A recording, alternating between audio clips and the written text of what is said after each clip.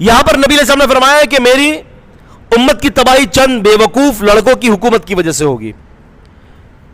اور حدیث پیش کرتے ہیں امام بخاری رحمۃ اللہ علیہ، کہتے ہیں حدثنا موسیٰ بن اسماعیل، ہم سے موسیٰ ابن اسماعیل نے نقل کیا، ہم سے عمر بن سعید نے نقل کیا. انہوں نے کہا کہ مجھ سے میرے باپ دادا نے نقل کیا، کنت جالسا مع ابی ہریرہ رضی اللہ تعالی عنہ، کہ میں سیدنا ابو ہریرہ رضی اللہ تعالی عنہ کے پاس بیٹھا تھا،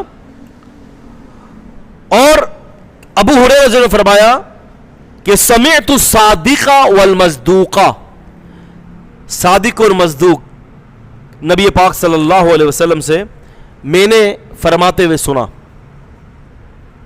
آپ فرما رہے تھے ہلکت امتی علی یدی غلمت من قریش، میری امت کی تباہی قریش کے چند لڑکوں چھوکروں کی وجہ سے ہوگا. یہ پرانی اردو، چھوکروں کی وجہ سے، لڑکوں کی وجہ سے ہوگی.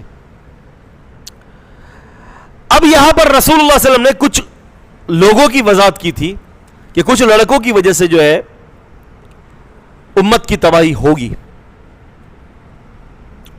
اور اس کے بارے میں ابو ہریرہ رضی اللہ تعالیٰ عنہ کو پتا تھا.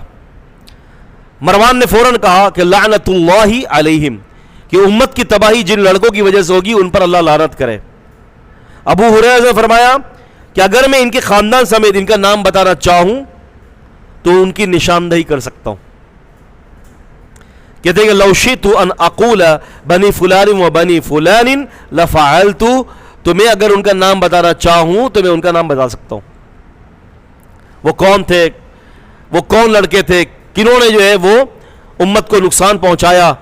اب یہاں پر امام بخاری رحمۃ اللہ علیہ کی جو باب ہے وہ ہے دراصل اس کا تعلق حکومتی معاملات کے ساتھ ہے، کہ حکومتی معاملات کے ساتھ جو بندہ جب کسی حکومت کی جو سیٹ پر بیٹھتا ہے تو وسیع تجربہ ہونا چاہیے، اور وسیع تجربے کے ساتھ عقل اور بصیرت اور وسیع علم کا ہونا انتہائی کیا ہے، انتہائی ضروری ہے.